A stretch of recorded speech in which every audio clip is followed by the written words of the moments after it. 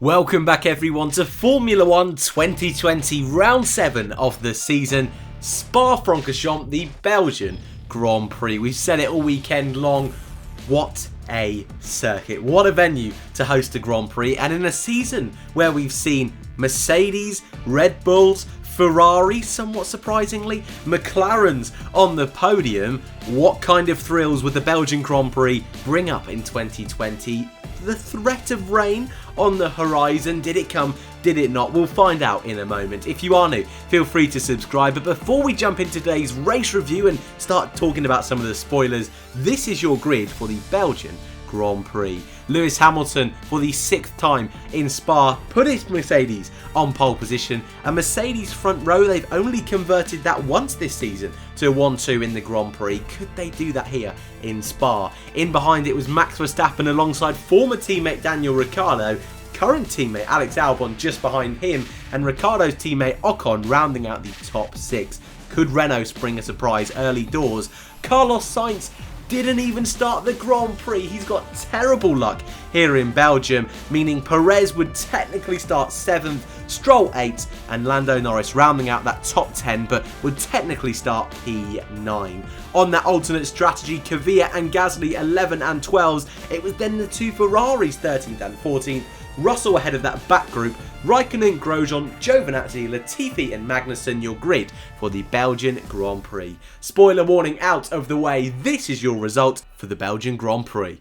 And as we all expected, converting it from pole position, Lewis Hamilton victorious at Spa for the 4th time in his career. Valtteri Bottas making it only the 2nd Mercedes 1-2 of the season, but comfortably off his teammate Max Verstappen rounding out that podium.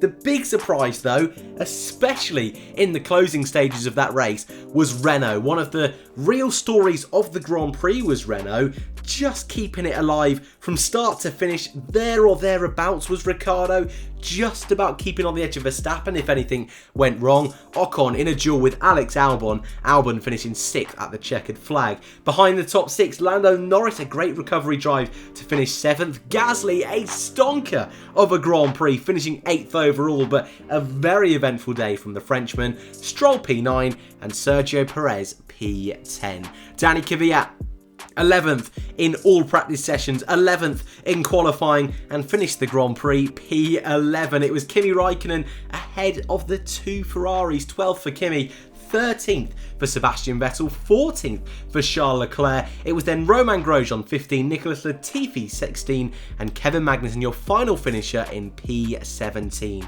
Giovinazzi and Russell failed to finish.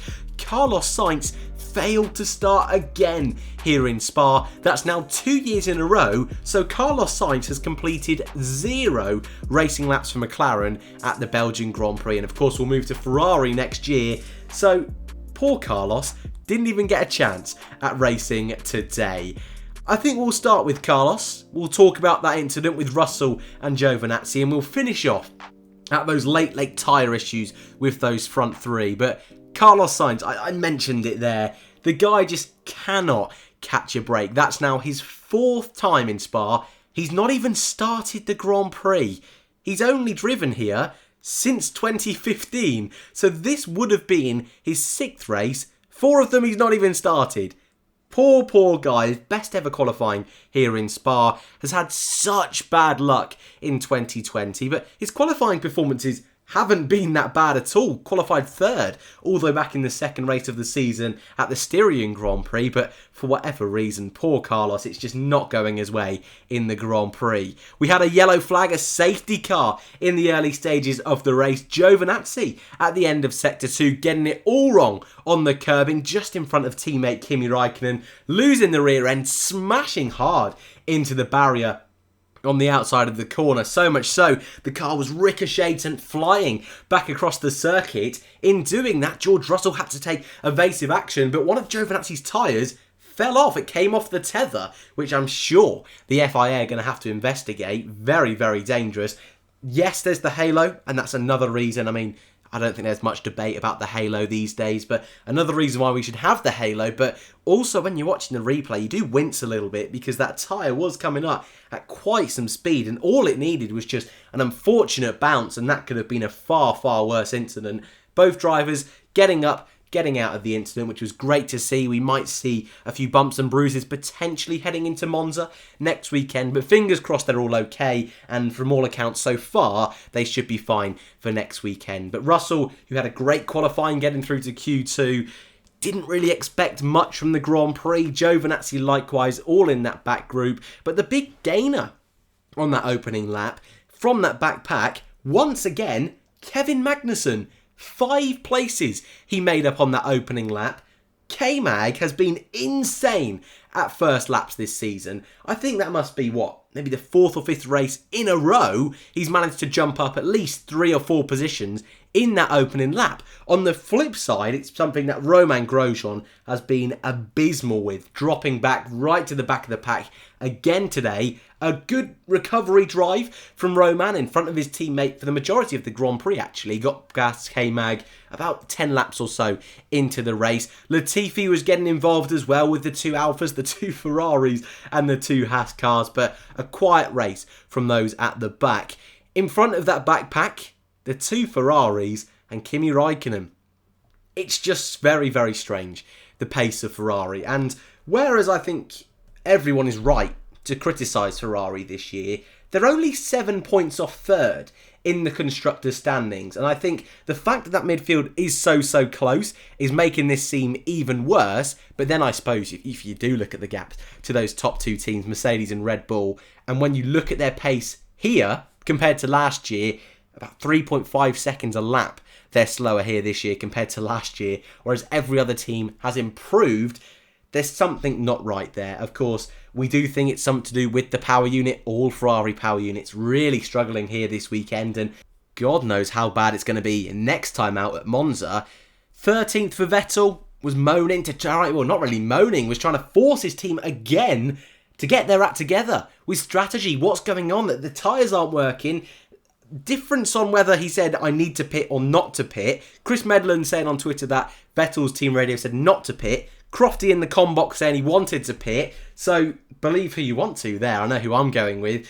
But Seb not happy. Ferrari with Leclerc. Also, he was getting frustrated. Just give me a strategy. Tell me what you want me to do with the tyres. Are we going long? Are we doing a 2-stop? I think Leclerc did end up going on a 2-stop due to a hydraulic pressure issue. They had to fill that up at the pit stop. I don't think I've ever seen that in Formula 1 in the time I've been watching it, or at least it's not been highlighted as much, but a really, really difficult day from Ferrari. It's something we were expecting, and I think the biggest slap in the face from this entire awful weekend for the Prancing Horses was Kimi Räikkönen overtaking Sebastian Vettel at the end of the Kemmel Straight. And it wasn't a flashy overtake, but the significance of a driver the team decided they didn't need. They didn't need Kimi Räikkönen. They wanted to bring in the young blood, Charles Leclerc, to push him forward. Kimi happy to be at the back.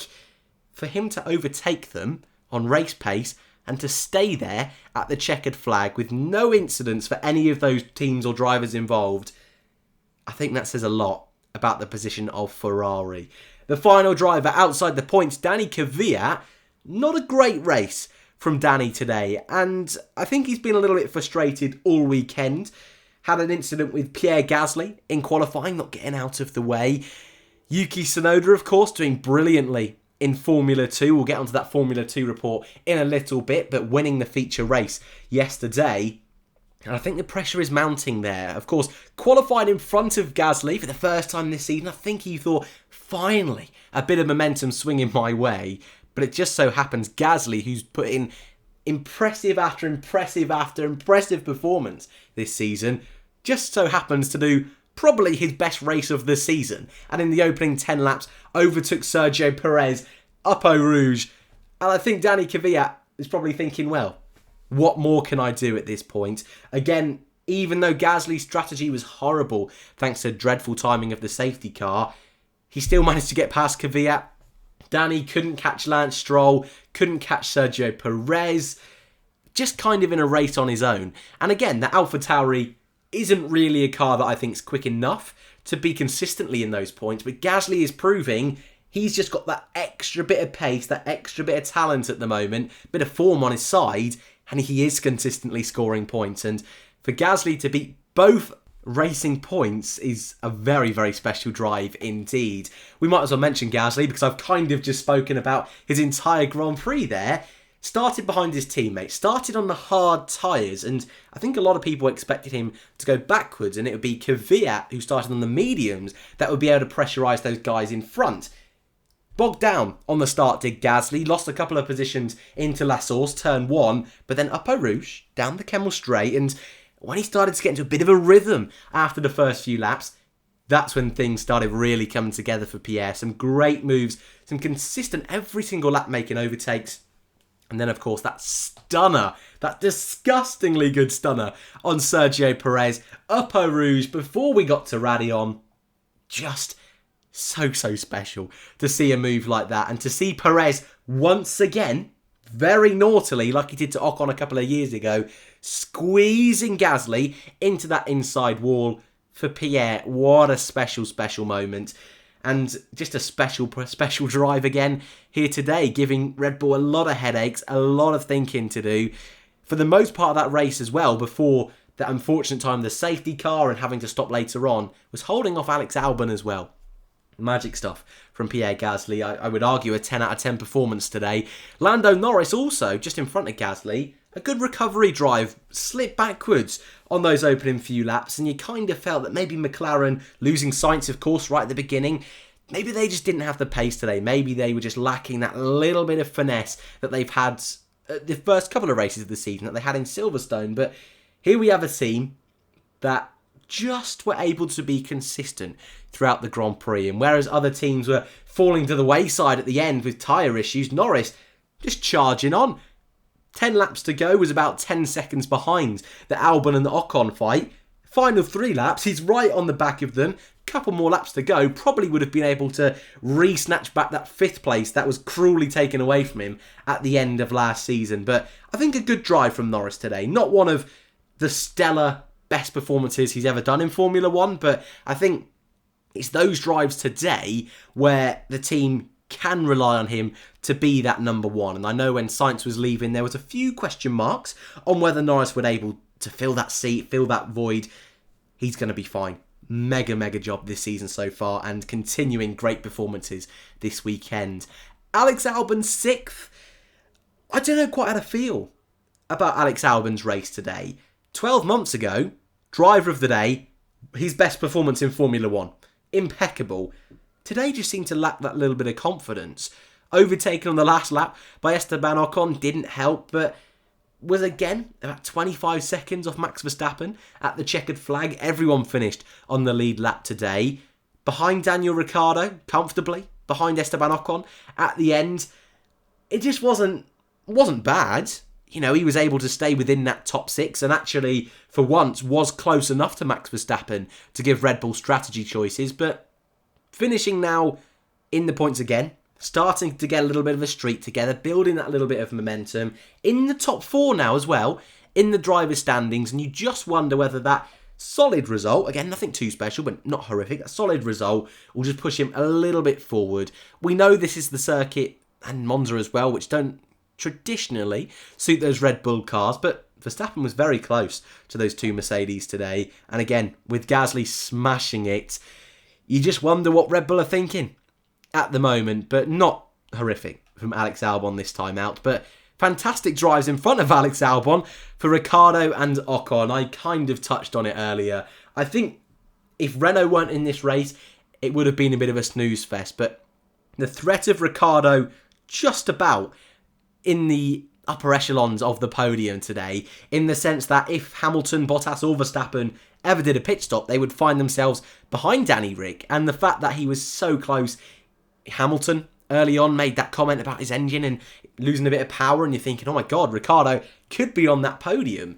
Bottas was struggling with tyres, Hamilton was as well, and Verstappen was even more so, that with about 5 laps to go, the gap between Ricciardo and Verstappen was 20 seconds.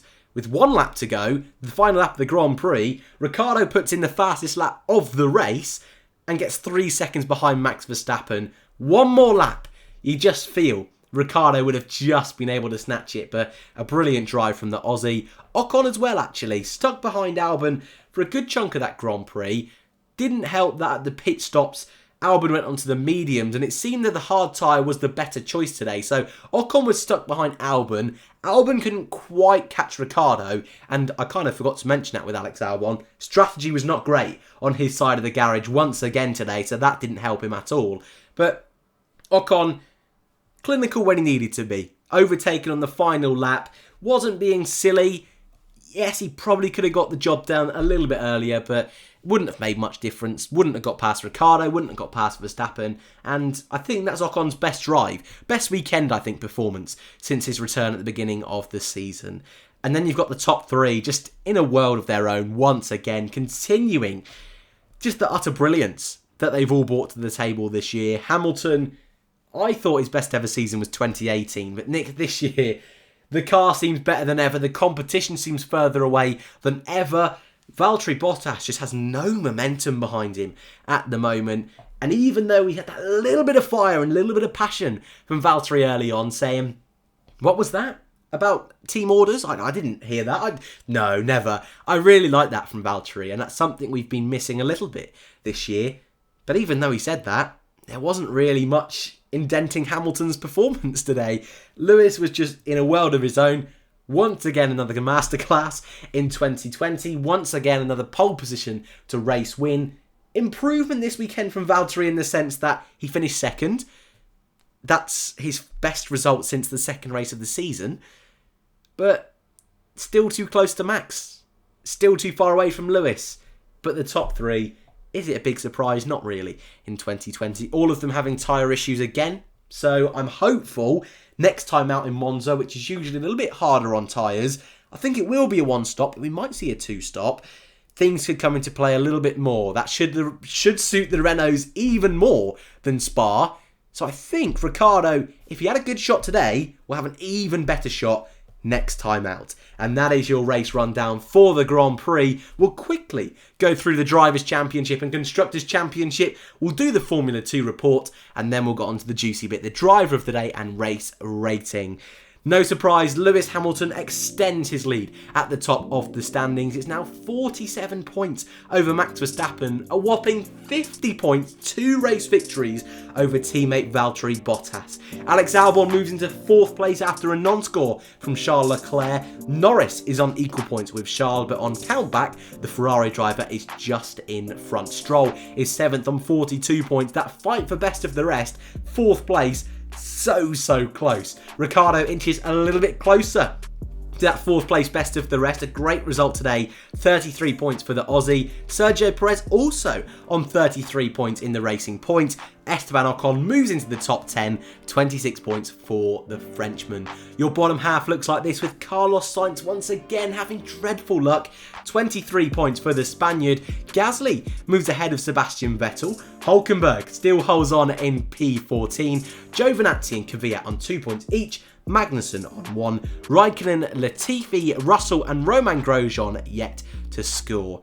And your constructors, it's no surprise that Mercedes are leading this one. 264 points, now over 100 points in front of closest competitors Red Bull, who are 90 points in front of their closest challengers McLaren. But it is once again that fight for best of the rest that is closer than ever. McLaren do move up to 3rd after Norris's great drive today. Racing Point just slipped behind, 66 and 68 points apiece for those two teams. Ferrari dropped from 3rd down to 5th a couple of weekends ago, 61 points, but Renault have closed in massively to that group. They're now just 2 points behind Ferrari, 9 points behind McLaren. It's then a bit of a gap back now down to AlphaTauri. Alfa Romeo still on 2, Haas still on 1, Williams the only team yet to score. Before we get on to driver of the day and race rating, it's time to look at the stars of the future. Time to look at our Formula 2 report. After taking pole position on Friday, Red Bull Junior Yuki Tsunoda took the victory on Saturday. The feature race was won on track by Nikita Mazepin. However, a 5-second penalty after pushing Tsunoda wide at the end of the Kemmel Straight put the Russian in a very unhappy 2nd place. Your podium was rounded off by Mick Schumacher, but in the points, Delatraz, Schwartzman, Ticktum, Guan Yu Zhou, Roy Nissany, Luca Giotto and your championship leader, Callum Ilott. But Roy Nissany, the Williams Jr., would be on reverse grid pole for the sprint race. However, the Israeli driver's fairy tale weekend did not end nicely. Contact with Dan Ticktum during the sprint race took him out of the Grand Prix, leaving Robert Schwartzman to inherit the lead and Mick Schumacher to claim his best ever result in Formula 2, a second place in Spa, his second podium of the weekend. Guan Yu Zhou rounded off that sprint race podium with Mazepin and Giotto, the two high-techs, in 4th and 5th. Delatraz, Lundgaard and Artem Markelov, your final point finishers. And heading into next weekend's Italian Grand Prix, it's Robert Schwartzman who reclaims the lead of the standings, 10 points over Callum Ilott, who only got 1 point all weekend. Yuki Tsunoda puts himself up into 3rd place, Schumacher 4th, Mazepin 5th, and even Guan Yu Zhou in 6th. All fighting for the title. Your rookie standing, Schwartzman leads with Red Bull Junior Tsunoda P2. And finally, before we go, it's time for Driver of the Day and Race Rating. Yesterday, I gave my qualifying DOTD to Daniel Ricciardo. Impeccable performance from the Renault driver. But in the Grand Prix, I'm giving it, I think you already know, to Pierre Gasly. What a drive. Stunning, stunning performance. Continues to be stellar in 2020. That move up Eau Rouge and Radion on Perez alone, probably enough to give him Driver of the Day, but all race long, start to finish, even though he had a terrible strategy, just kept on plucking away, moving forward, getting moves done, nice and snappy, and voila, Driver of the Day. Ricciardo, though, is my number 2 in Driver of the Day, and as such is my Driver of the weekend. 4th and 4th, so close to that front row of the grid, so close to a podium. Mega drive from Danny Rick. Can he take that performance into Monza? I think he can. And race rating, it's another difficult one, but I did quite enjoy today's race. I've given it a 7 out of 10. It's not an 8, maybe a 6. So a 6.57 is what I'm going with, but just edging it up to a 7. Not a bad one, but certainly not a classic. As always, I'd love to know your Driver of the Day and race rating in that comment section down below, but that is your lot here at the Belgian Grand Prix, round 7 of the season. Next week, we head to Monza. The week after, we start our frenzy of awesome, brand new circuit, Mugello, for the first time in Formula 1. Hopefully, I'll see you there. As always, if you are new, feel free to subscribe. I hope you enjoyed. If you did, hit that like button. It really helps out that channel. If you didn't, drop a dislike and give some feedback in the comment section down below. Thank you all very much for watching, and I hope to see you next weekend for the Italian Grand Prix.